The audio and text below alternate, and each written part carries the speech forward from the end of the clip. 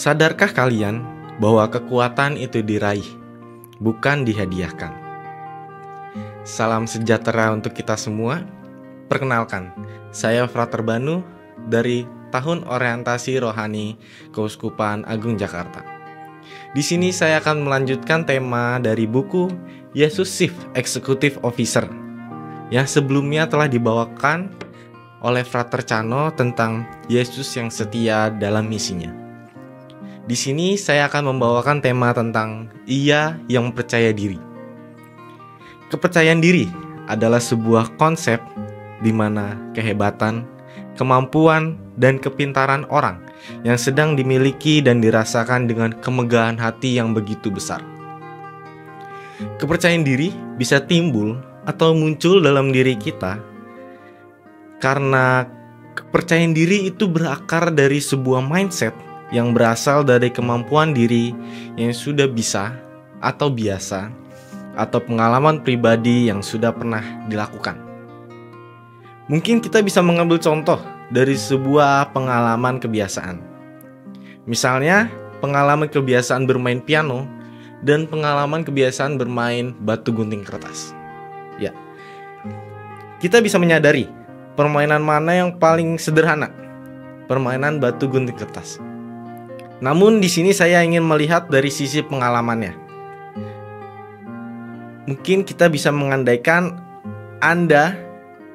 jika Anda menjadi seorang pianis yang sudah bermain sejak 5 tahun yang lalu dan sudah mengikuti berbagai tampilan dan lomba, dibandingkan dengan Anda yang sudah bermain batu gunting kertas sejak kecil untuk mendapatkan urutan yang pertama.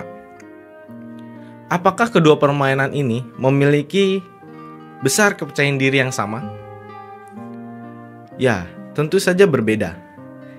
Kepercayaan diri yang paling besar ada ketika Anda bermain piano, karena dari sebuah pengalaman yang mungkin saja kamu seringkali memenangkan berbagai macam lomba dan di situ kamu berhasil. Sebaliknya, ketika Anda bermain batu gunting kertas yang belum tentu memiliki kepercayaan diri yang besar, karena jika Anda melihat dari pengalaman yang sebelum-sebelumnya, ada sebuah pengalaman kegagalan untuk mendapatkan urutan yang pertama. Pada mulanya, permasalahan awal ini adalah berawal dari mindset diri sendiri, di mana pemikiran kita itu sudah takut dulu atau overthinking dulu. Sebuah pengalaman pribadi dari saya dalam konteks kepercayaan diri adalah ketika saya berada di seminari Santo Petrus Canisius Mertoidan. Di situ ada sebuah program namanya Sidang Akademi. Disitulah saya belajar tentang kepercayaan diri. Sidang Akademi adalah kegiatan di mana para seminaris atau seluruh seminaris wajib untuk public speaking atau memberikan sebuah materi kepada teman-temannya.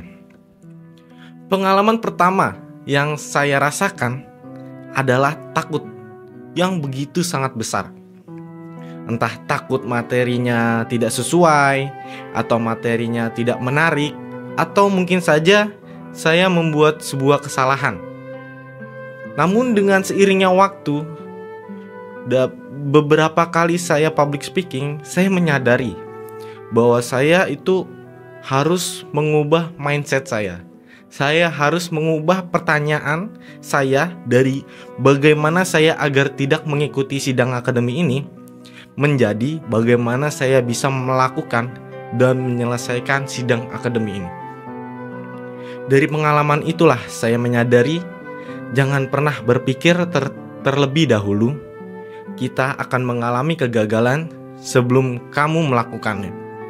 Tapi berpikirlah keberhasilan ketika saya sudah berada di depan.